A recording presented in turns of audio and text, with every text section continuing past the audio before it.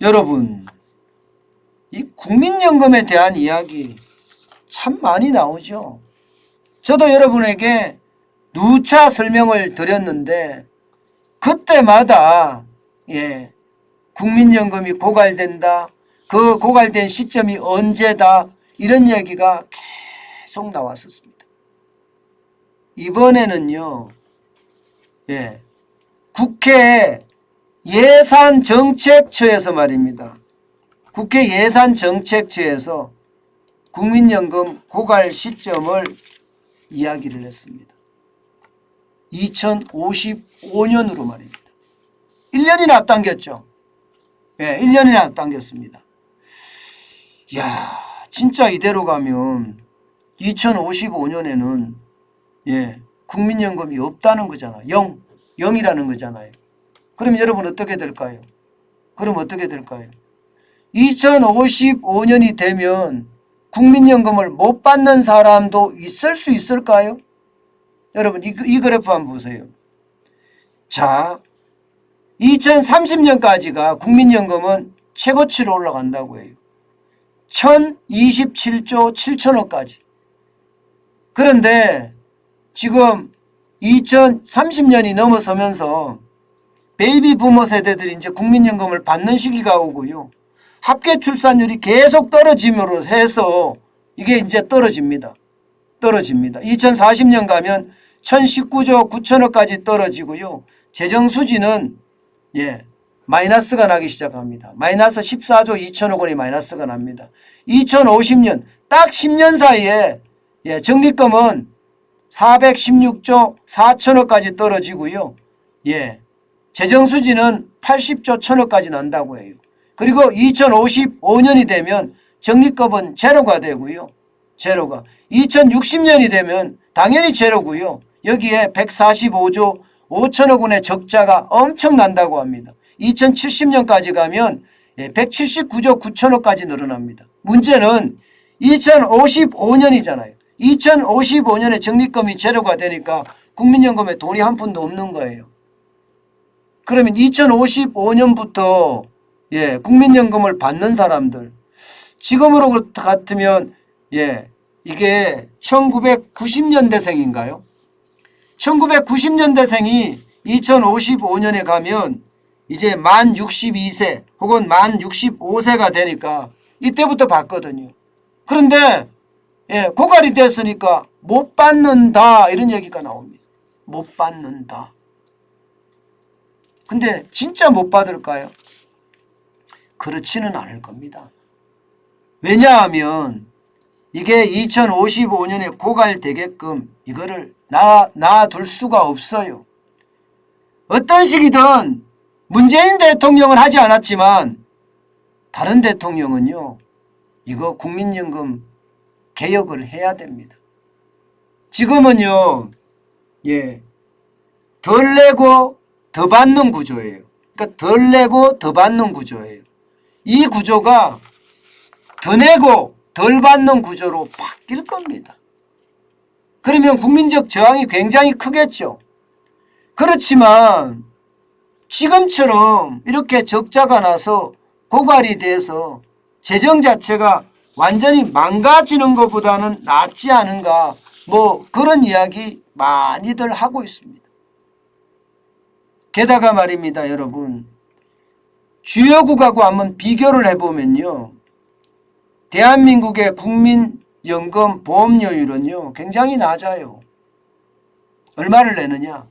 우리는 9% 냅니다. 미국만 하더라도 국민연금 13%를 내고요. 영국은 무려 25.8%를 냅니다. 노르웨이도 22.3%를 내고요. 독일도 18.7%, 일본도 17.8%예요. 미국은 13.0%고요. 한국만 9%입니다. 문재인 정부가 아무 짓도 안 했어요. 아무 짓도.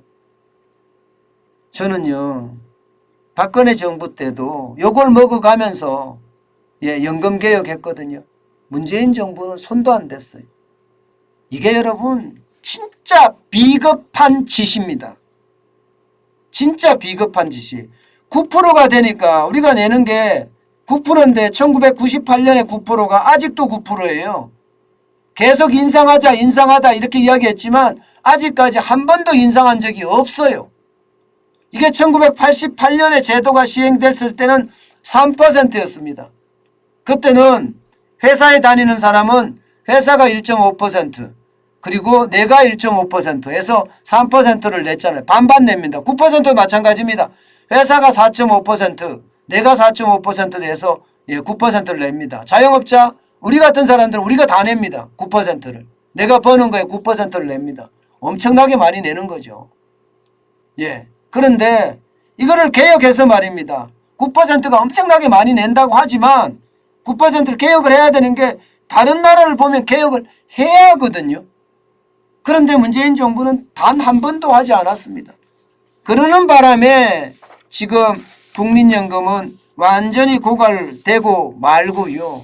고갈이 되고 나면요. 그때서 국민 세금이 들어갈 수밖에 없어요. 국민 세금이. 그러면 국민 세금이 얼마나 들어가느냐? 이것은요. 어쩌면 엄청나게 들어가게 됩니다. 여러분들에게 세금 폭탄 또 떨어질 수 있어요. 지금도 이 4대 연금이라고 이야기하나요? 공무원연금, 사학연금, 군인연금, 국민연금까지 4개인데요. 이 공무원연금이나 사학연금이나 군인연금 이거 다 보조해 줘야 되거든요. 보조. 정부가 보조를 하거든요. 지금 벌써 부족하니까요. 이거 철저하게 개혁하지 않고는요. 이게 살아날 수 있을까 싶어요. 저는요 이렇게 생각을 해요. 최악이라고 하더라도요. 국민들에게 아주 소상히 왜 이것을 인상을 해야 되는지 그리고 다른 나라하고 비교했을 때 어떤지 대통령께서 누가 되든지 대통령께서 나서서 충분히 설명을 하고요. 그런 다음에 저는 연금개혁 그 어느 때보다 시급하다고 생각을 합니다. 그래야만 말입니다. 솔직히 까놓고 이야기해서요. 대한민국이 연속적이 됩니다. 영속적이. 지속 가능한 성장을 기록할 수 있을 겁니다. 지금처럼 인기가 좋은 정책만 하고 인기가 없는 정책을 터부시하는 그런 대통령은 앞으로 안 나왔으면 좋겠어요. 인기가 없어도 국가와 민족을 위해서라면 국민을 설득해야죠. 그래서 더 좋은 방향으로 만들어야 되는 것. 저는 지금도 그 방향이 진짜 필요하다고 생각을 해요. 우리 신영건 님이 그런 말씀 안 해요. 저출산으로 돈 내줄 사람 없다 이렇게 이야기하시네요. 맞습니다. 저출산이 왜 왔는지 돈은 200조 300조 썰어다 부었는데 젊은이들은 결혼도 안 하고 아이도 안 낳아요. 여기에 대한 아주 실질적인 대책도 저는 필요하다고 생각을 합니다. 그런 걸 보면 참 답답하죠. 대한민국의 미래가 어두운 것 같아서 말입니다. 국가 100년 대계는요. 지도자의 어떤 능력에 저는 기인할 수 있다고도 생각을 합니다. 우크라이나의 젤렌스키 대통령을 보면 나라가 누란 지위에 있는데도 불구하고 지금 강대국과 맞춰서 세계 최강의 부대와 맞서서 싸우고 있잖아요. 그것도 훌륭히 잘 싸우고 있잖아요. 저는 젤렌스키 대통령이 러시아 군대를 물리치고 자주 독립, 특히 외교나 안보에 대한 자주권 회복했으면 좋겠습니다. 우리에게도 그런 우크라이나의 젤렌스키 같은 대통령이 필요하지 않을까 싶어요. 나약한 대통령이 아니라 강력한 지도자가 지금은 필요하다. 그래야지 연금개혁도 하고요. 사회개혁도 하고요. 노동개혁도 하고 그럴 것 아닌가 저는 그런 생각을 많이 해봅니다.